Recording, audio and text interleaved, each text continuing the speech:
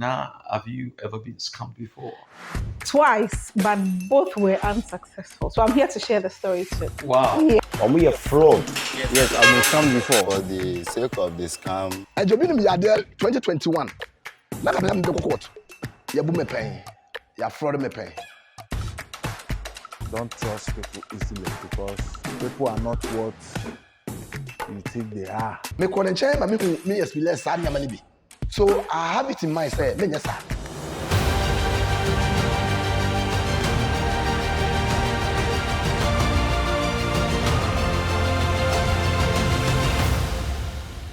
Hello, welcome to the first edition of Have You Ever Been Scammed Before? My name is Benjamin Party and she is... Nacho and Yuko. Today we're going to hear stories from people who have been scammed and of course it's very unfortunate that they have learned their lessons. Now, let me ask my colleague, now, have you ever been scammed before? Twice, but both were unsuccessful. So I'm here to share the story too. Wow. Yeah. Okay, so you're going to be the first to share. Okay, so the very first one, I think I was asleep one day, it was a weekend, when this number called, I think it's a 0599 number, and says, what is the rest of the money you promised to send? And I was like, which money? It says, but you owe me, so when are you waiting to send the money?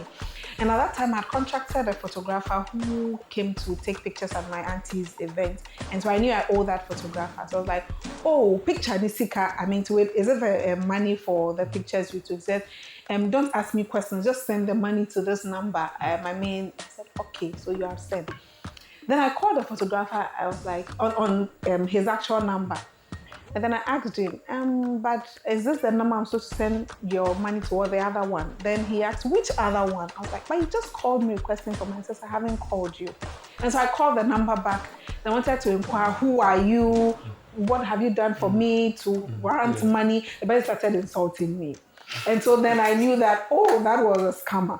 The other one was that, Benjamin, they called and said, so there is a parcel here with your name, right, on Nacho and Yuko from the US, specifically, they mentioned a certain state, I don't know anybody in that state, like, so it has to come to you, but it has to pay before delivery. So I told them, pay, like, deliver and then I'll pay. They refused. I said, okay. So what's the deal? He said, okay, so you would set off to bring it, but you may have to give us the money before we get to your doorstep. I said, okay, so I'll get ready and go downstairs and send the money. Then they called me that police have stopped them, by the way, because there's some substance on the parcel, and so the police is joining them to come and arrest me. I should send the money so that they'll sort out the police. I told them that, see, they should sell the parcel and everything and sort themselves out and sort the police out. I'm not interested in any parcel because I don't even know anybody. I requested they send me pictures of the parcel. They said, no, per their work ethics, they are not supposed to. I knew they were scammers. I'm like, you know what, just get off my line.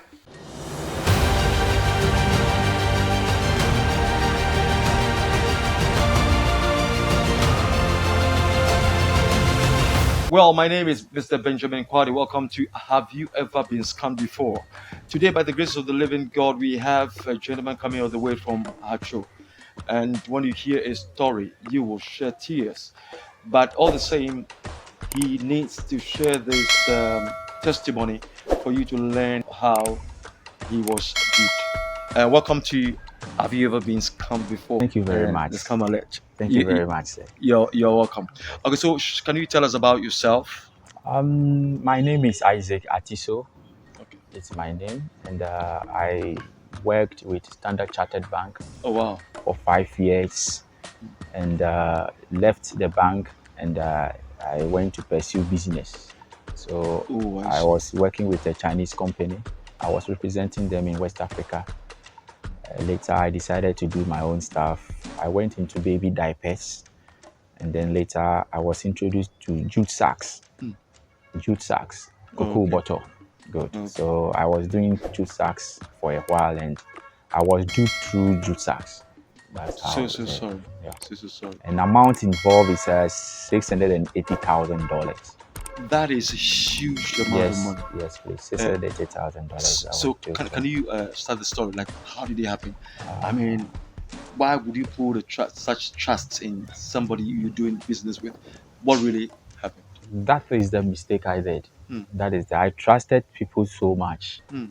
And some goods came down to Tema Harbour, and there was this guy who told me he has buyers from Burkina Faso. So he brought the guys here. They were in town, all right? They were in a hotel, one of hotels in Accra. I cleared the goods. They were in the warehouses in Tema. So I took them there to see the goods. They were ready to pay. I said, okay. So the Ghanaian friend or the one I know, I asked him to go to the bank with the guys so that they do payment into my account. So they went to the bank and went to meet the manager. So I spoke to the manager, and by then I had to travel, so I wasn't in town.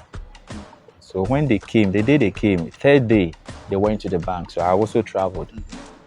Said the guy should let them pay. So I was communicating on phone via WhatsApp calls, other things with my manager. So they went to the manager. They showed him money in sack. All right, showed him money in sack. So it was time for them to do payments, and they told the manager the money is not up to the amount, so they have to meet one of their Burkinabe guys coming with money, blah blah blah. So the manager said, okay, go and come back.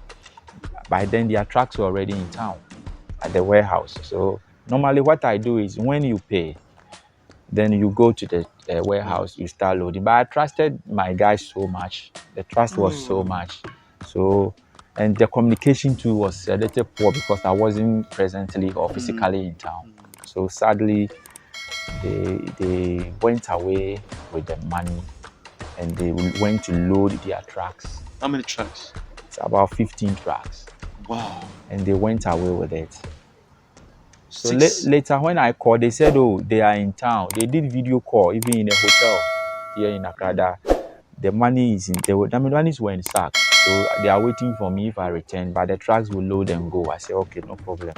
And before I came, they went away with the money. Everything is gone.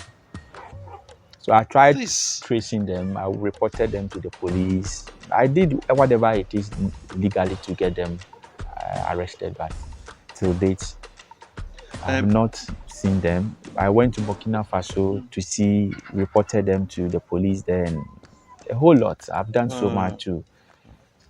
This is so sad. I mean, it's so sad to hear such story, and I believe the fact that you learned your lesson, and very well. You wouldn't accept such a situation to happen again. What has this cost? I mean, in your life, as far as your life is concerned, your business, your family, and all that. My brother, it's not been the same. You know, I have a very beautiful family, a wife and 3 girls, and that is my business money.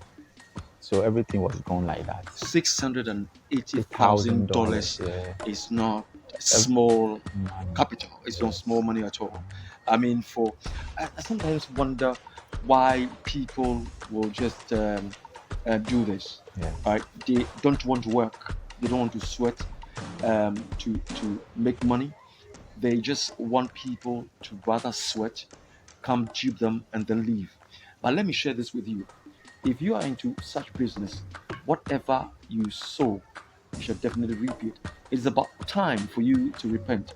Stop it, because you're causing serious damage to people's lives. As he's sitting here right now, he's going through a lot of trauma. And if you're the one, you caused it. Anyway, let's continue with the story. Would you be able to identify them if you see them like face to face right now? Yeah, the Ghanaian guy, I will be able to identify him. The foreigners, that was my first time meeting them. So if I see them, I may. It's 50-50. But the Ghanaian, I will be able to identify. Yeah, his phones are all off since, and then I can't find him. I know his house. I went there. It was a rented place. He's left the place. He left his things in the room, and the landlord said he doesn't. His rent out was due, and the man threw the things away somewhere in a warehouse, a garage, and rented the place out to somebody. And I've been through a lot out of it to ask a question. Yeah. My brother, sometimes food to eat at home is a problem. My children's school fees, as we talk, they are outstanding fees for me to pay. Even though they finished the academic year, we are entering a new academic year. It's not easy at all. I'm going through depression. I'm going through a lot that I don't know. I don't wish this for anyone. This season, Christmas, everybody is enjoying. Abi. Even the foods, akoko, the one in the fridge that they buy, I couldn't even afford it. And out of this, my wife had stroke because she got broken. She got broken. She had stroke.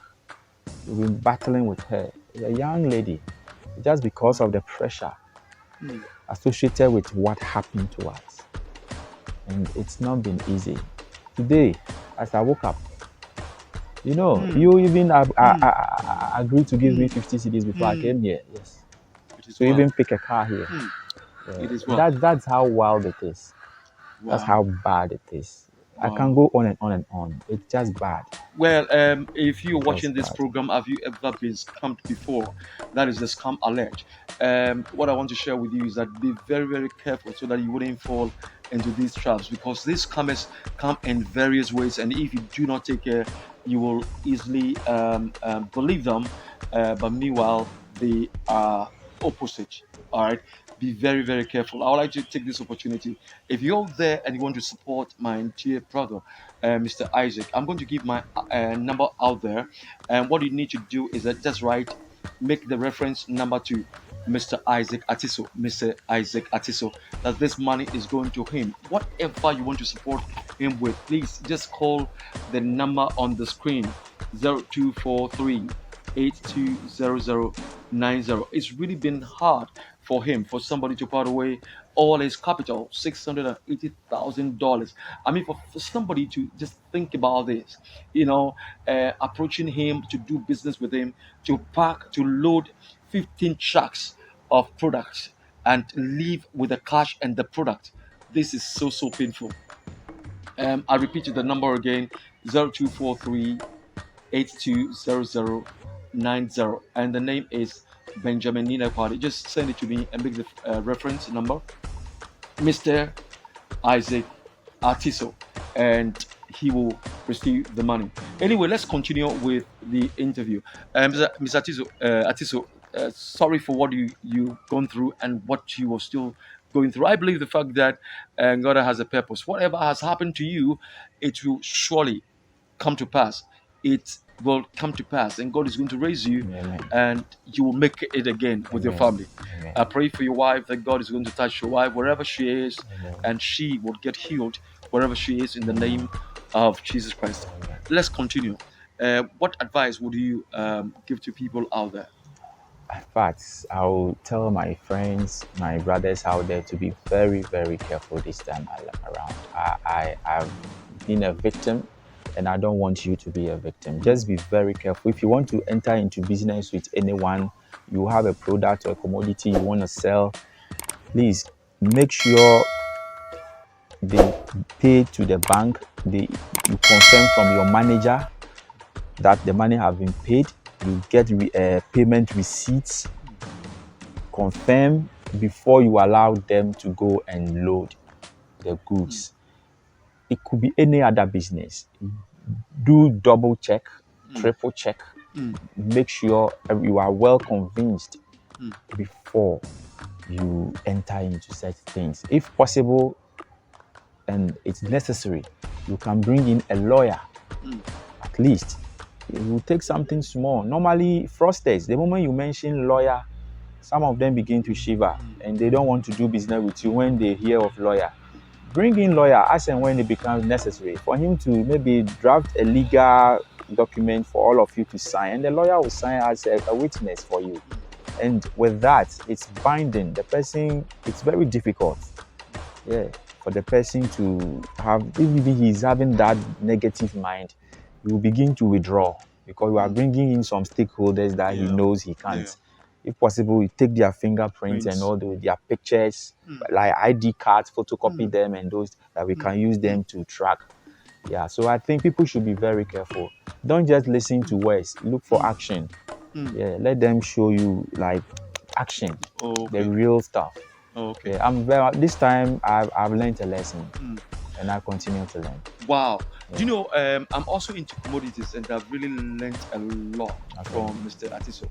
You know, what is sharing? It could be any other business. I'm also into commodities, and if you want to load any truck, if you want to do any business with anybody, just cross-check even the background of the person. Yes. All right, get pictures of the person. Yes. If the person has to pay money, make sure that you communicate with the bankers Okay. to be sure that the person has paid Correct. before you start even loading the truck. Correct. Confirm all these things. Yes. All right. Yes. Cross-check the background of people who want to do business with you Sure. before you go into. Don't just trust people, even your Correct. family members.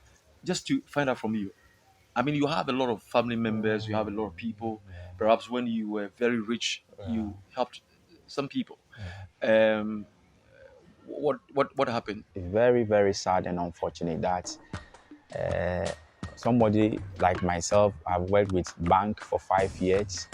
I have done businesses and I know a lot of big men in Ghana here and even beyond. But unfortunately, when my situation came up and I go out there, I call somebody for help. In fact, some of them will tell you stories. There are people I have helped. I have helped so many people. When they need help, they talk to me. I give them. I help them in so many ways. Funeral, people's mother's funeral, I can say it and say it and say it and say it, but none of them. I've even helped about 4 or 5 people to travel abroad. I gave them money, supported them financially, paid tickets for some of them to travel abroad. They are doing well now. Even some of them today, if they come back home, they don't even look for me because I'm no more having money.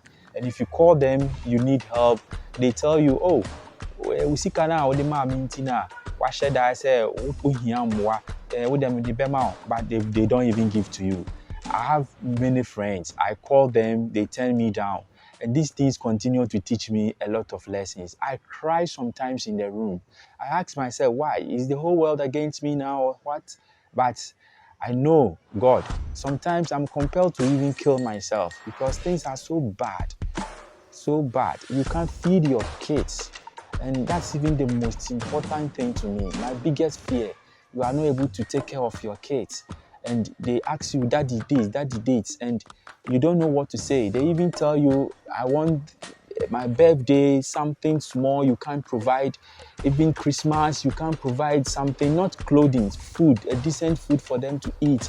And it's very difficult. It's unfortunate and sad that friends that I know, big guys of course, I consult them for help. Though some do help, I would not say none of them. Some do help small in one way or the other. But the chunk of them, majority of them refuse to help. If you talk to them, they say, okay, yeah, I'm a fro, and they don't call you. And it's a whole lot. And it's sad and unfortunate that I find myself in this situation. And I've learned so much that, okay, when I am restored, when I bounce back, I have to be careful. This is the time I know who are my real friends and who are just fake ones around me. Because I remember when I had it and when things were good, I had a lot of guys. We move around. I roll with them. I support them. Sometimes some people I feed them like I'm the one who feed them. I pay their fees. Some people's school. I took care of people in university. At least I supported them big time. But today, some of them are working. They don't mind me. Today, some of them, a whole lot. Some, I even secured job for some people. I help them with my connections to get job at certain corporate institutions in Ghana as we talk.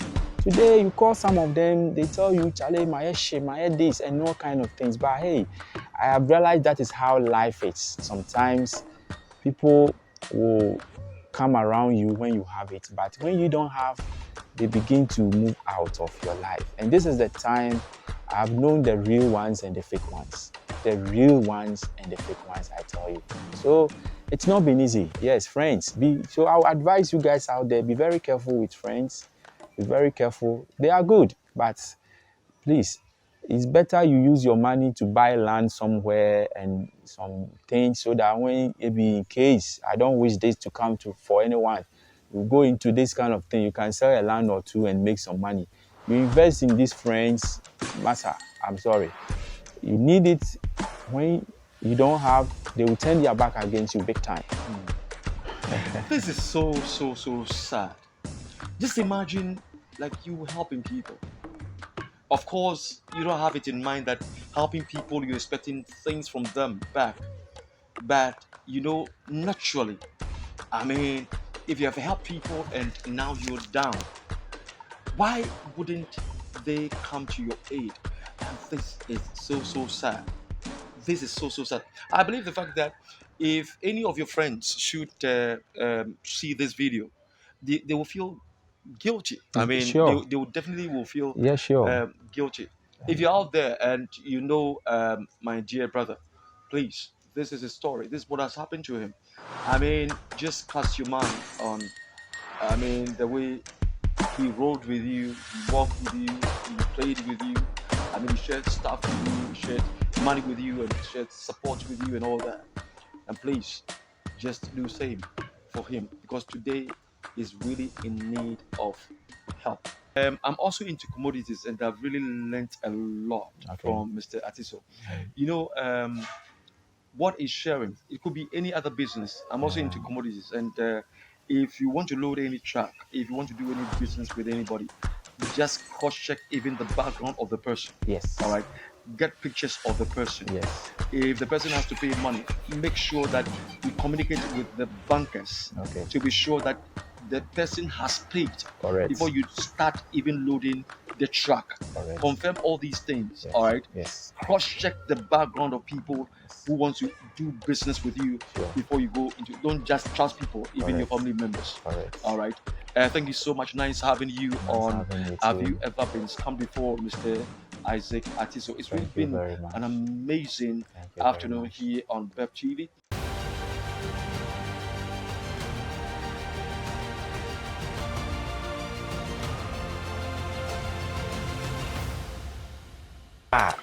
We are fraud. For the sake of the scam. And you been Yadel 2021. Like I'm the court. You boom me pay. You fraud me pay. Wow. The stories were interesting. Welcome back. I believe that you have learned your lessons. I mean, you need to be very smart wherever you find yourself. Don't easily trust people, even your own family members and all that. When you receive a call, just make sure that look, who you're dealing with is a genuine person before you make any commitment. If anybody should give you a call, talking to you about a present from outside and all that, doesn't want to do any kind of business with you, please be very sure. Get to know the person before you make any commitment. Know the person's house. Know the person very, very well inside out. Do some kind of background check before you make any commitment. All right, be very, very careful, especially on social media.